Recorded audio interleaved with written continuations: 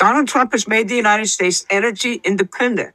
Now he is out to break the City of London's centuries-old control of the price of energy, and with it, their power over the world's economy. In this video, Barbara Boyd from Promethean Updates breaks down how Trump's actions are ending the City of London's grip on global trade and energy. We will also examine the two leadership principles of stewardship and decision-making right here in Britain. Let's get into the details. Donald Trump has made the United States energy independent. Now he is out to break the City of London's centuries-old control of the price of energy, and with it, their power over the world's economy, including our own, by force if necessary. Here's what he posted Saturday night on Truth Social. If Iran doesn't fully open without threat the Strait of Hormuz within 48 hours from this exact point in time, the United States of America will hit and obliterate their various power plants, starting with the biggest one first. That put all the key players on the line. The delusional Iranian government and the 23 nations who have pledged to defend the Strait of Hormuz now have a deadline. The 23 have started to move assets into the region. The Iranians had to come to the table. The media, of course, went hysterical. The Financial Times relied on the International Crisis Group, a Soros-funded globalist think tank, to declare that the world is headed to, quote, catastrophic disaster as a result of the president's tweet. This morning, he announced that Iran was at the table and productively negotiated. He extended the deadline by 5 days. The press are all mouthpieces for London and Wall Street, and the City of London is in the deepest crisis in its history as the result of the president's actions. Now, while everyone was debating Trump's tweet, the City of London declared an economic emergency. Prime Minister Keir Starmer has called an emergency cabinet meeting with Bank of England Governor Andrew Bailey to address soaring energy costs, which are hitting British households very, very hard. Government borrowing costs surged past 5% Friday for the first time since July 2008. Remember that date? The Lehman Brothers crash? That was the beginning of the last great financial crisis hitting. One cabinet source told GB News there is, quote, deep gloom in both the Treasury and Number 10. The modern British Empire can't survive without the U.S. military enforcing its strategic goals, and it can't survive without Gulf oil states parking their wealth in London. But those states are moving their money to Trump's United States and have joined his Board of Peace to end the region's permanent religious warfare. Gulf governments have pledged $4 trillion in investment to the U.S. since Trump returned to office. The UAE alone reaffirmed its $1.4 trillion commitment this week. And they're all in the Board of Peace, aiming to economically develop the Middle East along with nuclear and other modern energy resources.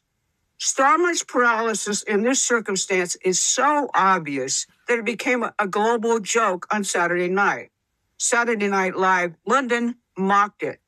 Trump posted this clip to his Truth Social. Europe is also suddenly confronting the consequences of two catastrophic British imperial projects, green energy and Ukraine. Here's Belgium's Prime Minister Bart De Wever breaking openly with the entire EU last week. Quote, we must normalize relations with Russia and regain access to cheap energy. That is common sense. In private, European leaders agree with me, but no one dares to say it out loud. And on Ukraine, given that we are unable to pressure Putin by sending weapons to Ukraine and cannot suffocate his economy without U.S. support, only one method remains: making a deal.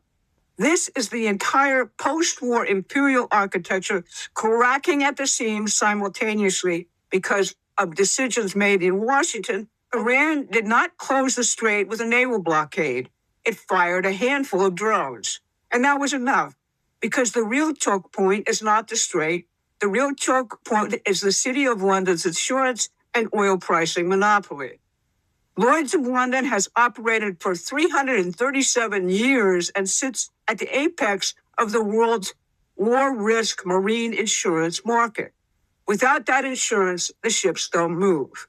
In every prior crisis, the 8-year Iran-Iraq tanker war, the 1990 Gulf War, the 2012 standoff when Iran threatened to close the strait, Lloyd's never canceled war risk coverage. They raised premiums, but the ships kept moving. On March 2nd, for the first time in 337 years, they canceled.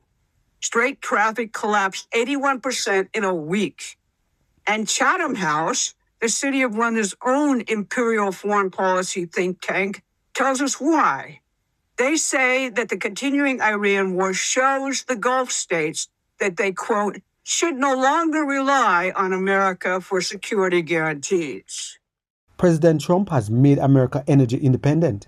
Britain has its own oil and gas in the ground, yet at the same time, we are dependent on other countries for our own energy resources, including solar panels and wind turbines that we buy from China.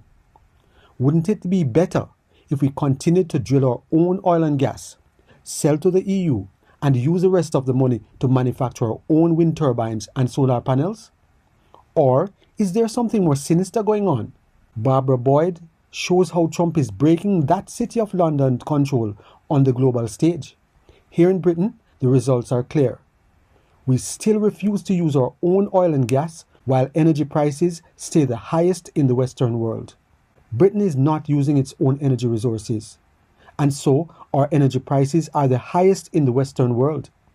This is affecting both businesses and domestic users, because once gas prices increase, the prices of everything else increases. When you have leaders who have never created jobs or built a business, these are the kinds of results you get. You get mismanagement of resources, which includes taxpayer funds being used to buy oil and gas elsewhere unnecessarily instead of using our own resources to benefit the people. It is difficult to understand why decisions are being made that are not benefiting the people.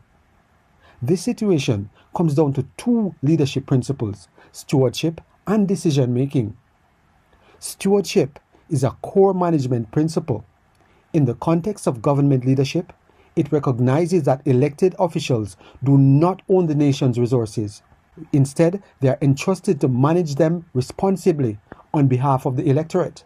When those elected to manage and serve begin acting as if they own these assets, oil and gas reserves, taxpayer revenues, energy infrastructure, and treat the public as servants who must simply accept the consequences, the nation enters distress. At that point, such inauthentic leaders have forfeited their mandate and ought to be replaced. Britain is experiencing a stewardship failure, made worse by flawed and non-transparent decision-making. The real test of any leader is whether they practice proper stewardship and sound decision-making. When they treat the nation's resources as their own and hand the public the bill, the country suffers. When they hide the true costs and push agendas that do not put British people first, trust breaks down. We must hold every leader to these two principles: genuine stewardship of what belongs to the British people and honest, results-focused decision-making that puts the national interest first. Anything less is not leadership. Do you believe that the British government is making good decisions for the British people? Please leave your thoughts in the comments. If you have benefited in any way from this video, please subscribe, like, share, and be sure to leave us a comment.